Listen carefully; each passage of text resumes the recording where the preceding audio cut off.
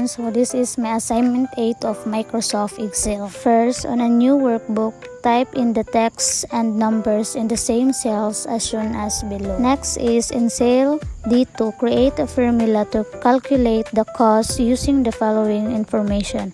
Cost equals pride H and then times Q ordered. After that, copy the formula down the column to work out the other costs.